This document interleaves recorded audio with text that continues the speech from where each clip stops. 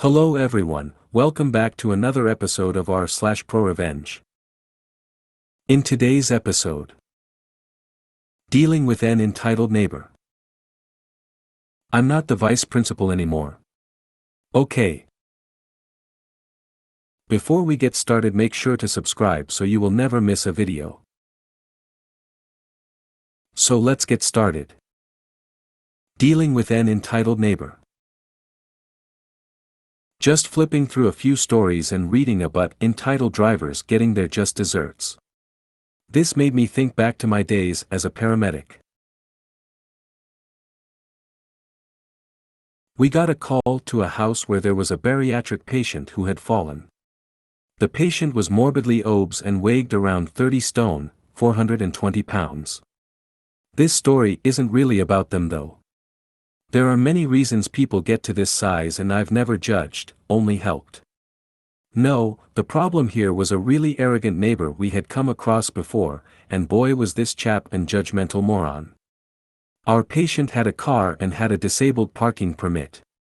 They also had a council-designated disabled parking spot outside their home which the neighbor kept parking in.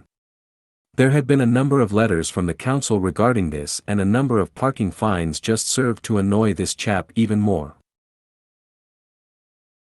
On the day of the story, I took the call that the patient had fallen and we went to the house. Sure enough, the neighbor was not only parked in the disabled spot but had parked a second car blocking access to the patient's driveway. I assessed the patient and suspected they had a broken hip, so needed to go in. I sent my colleague round to the neighbor to ask them to move the cars, and when they came back I was told the neighbor had just told my colleague to do one. No problem, time to get the message home. I radioed through to our control center and asked for the fire service and police. We needed the fire service to help lift the guy and the police to do a little parking control. The fire service were the first to arrive, and I spoke to the crew commander to let them know what the situation was. A fireman went to the house to ask the neighbor to move the car and was told the same as my colleague. The message was relayed back and the watch commander just asked me one question. Is the patient's life at risk? I knew exactly where this was going, and it was time our thoughtless neighbor got the message. My answer was, yes, there is equipment I need to get into the house and the driveway is blocked preventing me doing so. The watch commander told the fire truck driver to move those vehicles. It was really satisfying to see both vehicles being pushed down the road by the fire service, and the look on the neighbor's face as he came out spitting and screaming was well worth seeing. His complaints to the police fell on deaf ears. They were well aware of his history of obstruction, and my clinical assessment that the patient's life was in danger was more than enough justification for the vehicles to be moved. I doubt it made our patient's life any easier, and sadly they died a few months later without leaving hospital, but it really did bring a smile to their face as we wheeled them out. I'm not the vice principal anymore. Okay,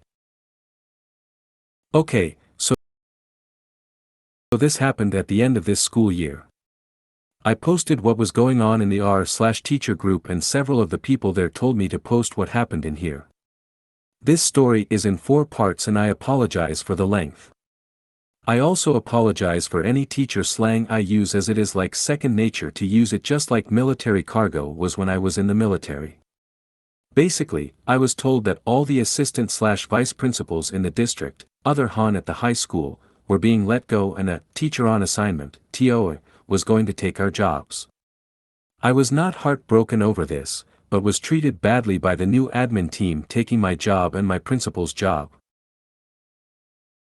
Also, I tried to help my staff on my way out, and it seems my bosses cared more about their images than my staff's happiness. So here is the story. Part 1. So none of the other admin in my district had received our contracts for the coming school year yet. I was wondering what was going on, but I heard rumors about a pay scale shift, and that was the reason for it. I found out Wednesday what is actually happening. Every assistant principal and vice principal in the district, why we have two different titles, I have no idea, is not getting renewed contracts, except the ones at the HS, their positions is being eliminated, and their jobs are being replaced with a new position that pays a teacher's salary plus a $2,000 stipend.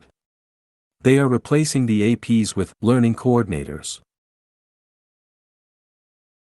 Apparently, the budget is the given reason, but I also heard rumors from someone at the district office. Each of us APs/VPs were scheduled to meet with one of the assistant supers Wednesday. Though it was about our contracts and we were correct. When I arrived, the acting superintendent was there with the head of HR. I was told about the elimination of my position, but not the reasons why. I was then given an option for the coming school year. I could go back into the classroom, I could work in the district office, or I could apply and interview for the new positions that is replacing my job. WTF. I wouldn't care one lick if I was told that my position had been cut completely and I needed to go back into the classroom. I love the classroom. I miss teaching full-time. However, to tell me to apply and interview for a job I already have is bullshit. We were told to give the district our answers by Friday and they would draw up contracts or schedule interviews. Wednesday afternoon, I went to see Tony, who is an assistant superintendent and one of the few decent leaders in the school district. I heard from Tony that there was an internal shake-up, but he wasn't allowed to talk about it or even give me a hint about what happened. However, one of the assistant supers was being reassigned, aka demoted, to being the principal of my current school. My principal was not coming back due to health reasons, the superintendent was released from his contract, and my school's new learning coordinator position had already been filled. Who filled it? A school counselor from one of the high schools who just happens to be a friend and lackey of the assistant sup.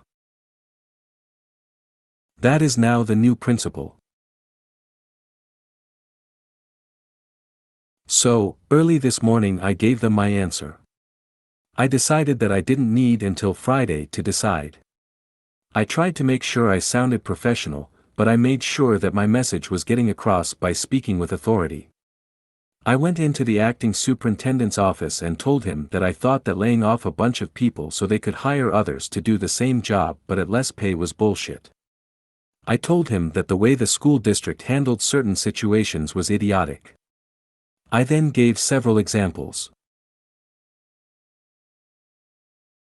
I next told him that he was going to ruin a perfectly good school with an amazing team of educators by putting a lazy, mean, parent-pleasing person in as its new principal and letting her put a lackey in as her second in command. I said that she was as useless as a screen door on a submarine and as mean as Dolores Umbridge.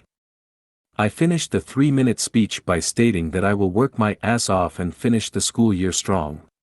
I will prep things for the next school year so that the teachers have an easier time. I also let him know I would never work at or recommend the district to anyone ever again. Then I left letting him know that I expect an amazing letter of recommendation by the end of the school day Friday afternoon since I earned it for my service the past few years. So what am I going to do now? Well, I called up an old friend Wednesday who is currently a principal at a STEAM charter school that's part of a chain of charter STEAM schools and asked if he had a teaching position available. He's been asking me every year for the past 5 years to come work for him. He told me he had 3 openings and I could have my pick of them. So next year, I will be a drum roll please 6th grade teacher. And I am very happy about it. I even get to design my curriculum as long as it meets state standards. I could apply elsewhere for admin positions, but I think I need a break from school leadership. I need to love my work again like I used to as a teacher. Yes, there were many challenges and sometimes I hated going to work, but I do love being a teacher. I feel bad for my current staff because the regime change will hit them hard, but there is nothing I can do about it. I wish I could help them. The most I could do would be to take a teaching position at my current school, but then I would be miserable with them and be helpless to do anything to aid them. So, for myself and my daughter, who I love more than anything, I am making the move to a new school and going back to what I enjoy doing. Teaching. I am even bring my daughter to my new school to start next year as a 5th grader. I asked her if she wanted to stay at her current school or go to the STEAM school with me, and she wants to go with me. She was excited since she has visited there several times and loves the technology room, the robotics class, and the science labs. Plus she is friends with some of the kids there already. As a goodbye to myself staff, I am going out this weekend and I am going to buy some nice letter paper and scratcher tickets. I am going to write short, individualized goodbye to each of my staff members, and at the end I will include the following words. I'm giving you some scratcher tickets. My hope is that you are as lucky scratching them as I have been lucky to have worked with you. So that's it. I have to finish my contract, but at the end of June, I am free. I am looking forward to teaching full-time again and having a boss who will let me just do my job and not interfere. I don't think I want to work in administration again, but maybe after a few years I will decide to work as an AP again. Note, sorry for any spelling/grammar/punctuation errors. I am writing this while making my morning rounds. Part 2. So I put together goodbye gifts for all my staff and I'll be handing them out Friday, their last day with kids. They have a bunch of goodies that I posted about weeks ago. I was think this weekend about how to give the finger one more time to the district office and help my teachers out. Even in a small way. So I came up with it Sunday night. My district requires each teacher to attend additional training throughout the year. These are outside of the regular staff development trainings. They are run by district staff, SPED teachers, and admin. The training normally lasts 1 to 3 hours and the teacher gets a certificate for the time spent in the training. Each teacher is required to attend 24 hours of these before the end of the school year. Most teachers take them over the summer, if they are offered, so they don't have to take them during the school year. So yesterday morning, before work, I was making copies of the certificates for all the courses I have run here the past few years. Classroom management strategies, lockdown procedures, social studies strategies, math strategies, reading comprehension, and environmental print. I am going to fill them out with each of the teachers' names and number of hours. I am adding all the times I ever spoke to the staff about these topics and putting down hours to correspond, rounding up to the nearest hour-ish. Wouldn't you know, each of those topics was 3 to 5 hours in length. Each staff member will have exactly 24 hours worth of training. I filled out the dates of the training for the 2022/2023 school year. Oh, and I have an attendance sheets with all of their names and have them marked as being present. Asterisk note, I checked with district and since I am still an administrator into the summer, I am allowed to run these training over the summer before I leave. Now, they can have their summer to themselves and not worry about taking classes during the school year. They can if they wish, but 99% of teachers here hate the mandatory training hours. I hope the staff likes the present. Part 3. Since Friday, I am no longer a school administrator. I technically have another week to work, but I took vacation during that time because, well, screw them. Now, I spent the last week packing up, giving aid and comfort to my, now former, staff, and causing problems for the new administrators who are A*****s. Now, besides giving the entire staff a year free from additional PDs, I wasn't planning on causing any more problems. Just quietly leave and drive off into the sunset. Shane style. But no. Apparently I don't deserve a quiet week. The new principal, demoted from assistant, super, and her new teacher on assignment, TOA, decided, for some reason, to be rude to me. There was only one response to that. I aimed to misbehave. How were they rude to me, you ask? First off, they ordered me to hurry and clean out my office. Apparently, the TOA wanted to start redecorating my office. I was literally told, get all your personal stuff out of here ASAP. She wants her office now. I still had a week to work there and actual work to do. Second, the new principal tried to steal my personal chair and my personal office supplies and decorations. That chair was a gift to me from a friend. I found her just wheeling it out of my office and into hers. My desk supplies and a banner from my wall were stacked on its seat. I told her that it was my personal chair, not the district's. She said, okay. The very next morning, I found it missing. She had moved it into her office after I left for the day. Third, I was given a list of tasks to complete by Friday by the TOA, who is in no way, shape, or form my boss. These were not my job to do and are in fact the incoming admin's duty to complete. Stuff the new admin are supposed to do. Things like, put together a new staff packets, schedule next year's PDs, fill out and submit request forms, etc. Finally, I was talked down to every single day by the new admin team. I was spoken to as though I were the hired help and they were the royal cheese. Seriously, I speak to a waitress that messes up my order with 20x the amount of respect that they showed me. They actually tried to get my attention by snapping their fingers at me. Like that would work. Asterisk note, the new principal also has made some pretty anti-LGBTQ+ comments. I don't like narrow-minded people. So, I decided to do as I was told. I was a soldier, so I know how to follow orders. 1. I removed everything that was my personal property. That included my chairs, decorations, the stress relievers, punching bag, etc., the fridge from the office, and the file cabinets in my office. Yes, I bought government surplus cabinets because I didn't have any. All my files and all of my former principal's files were in there.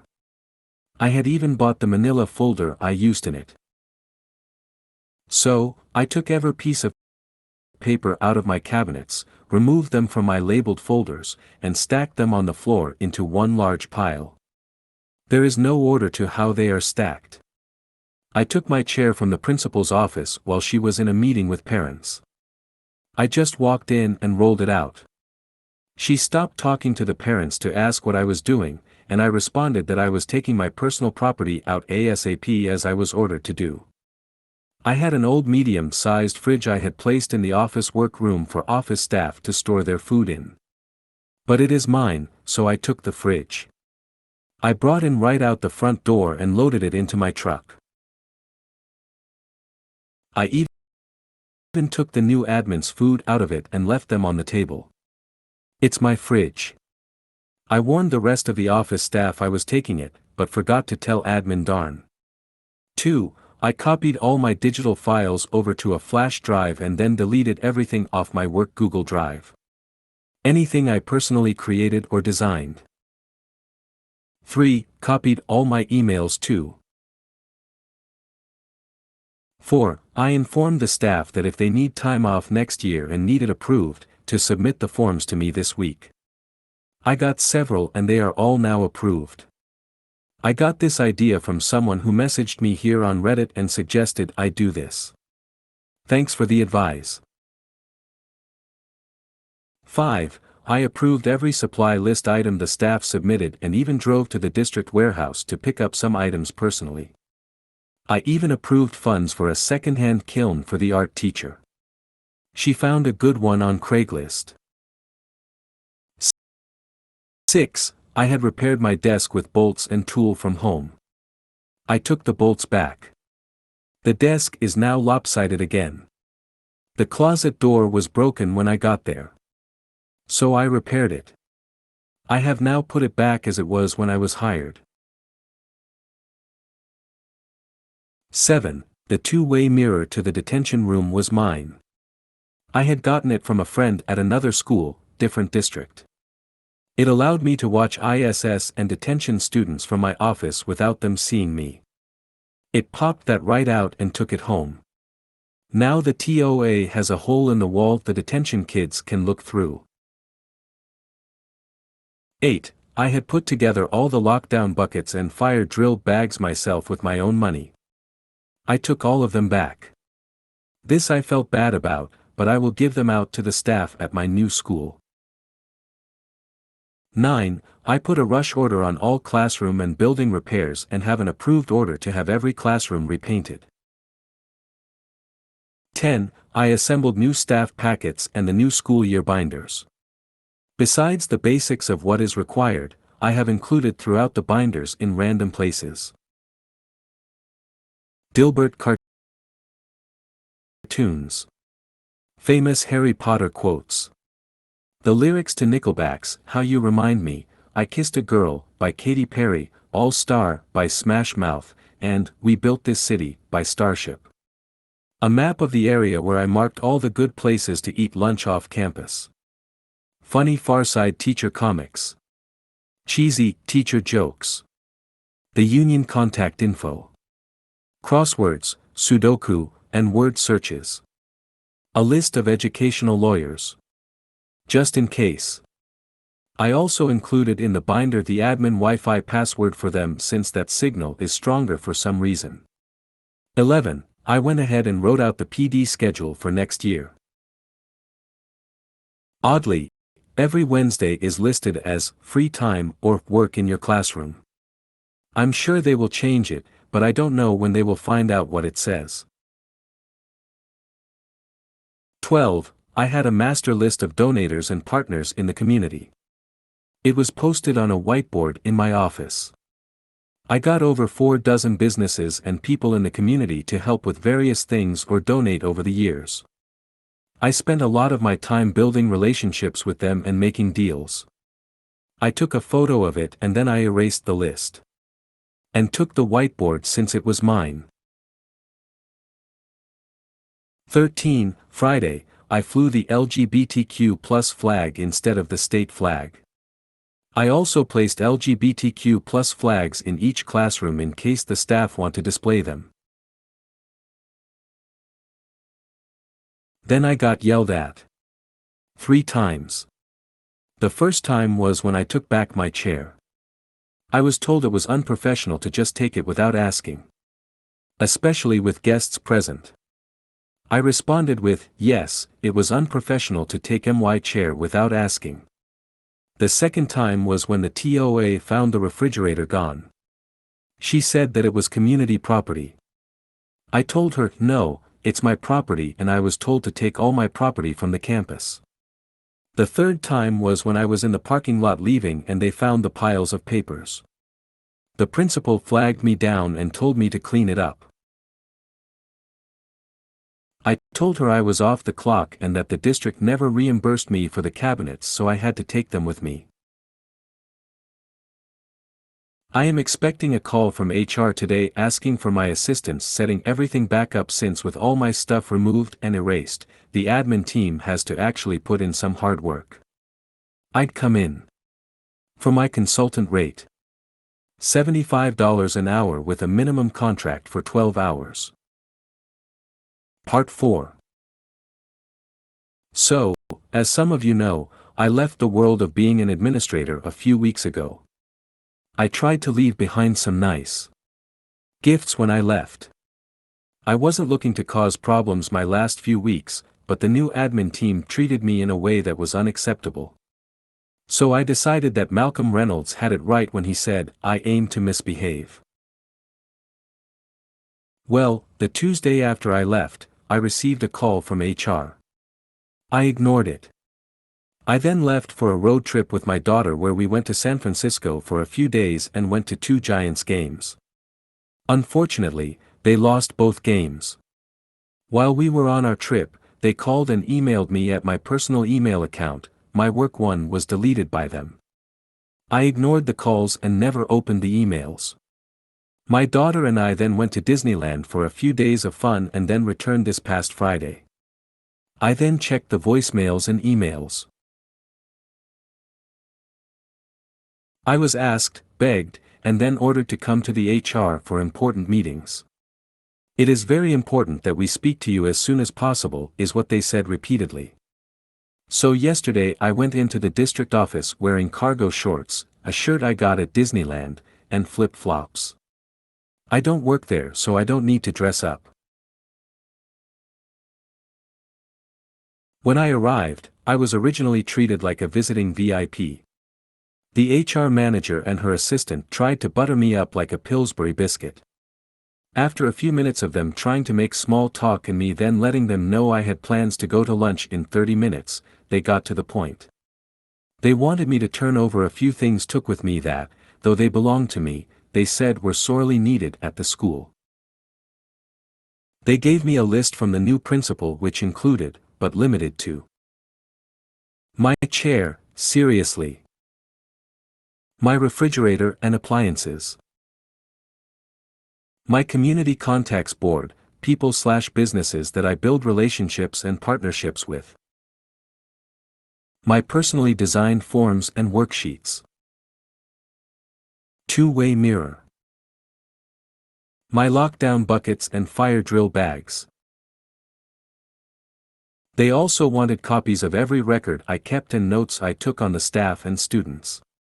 The notes I took on the staff were so I could personalize gifts for them and have conversations with them on their interests. I said no to all those requests.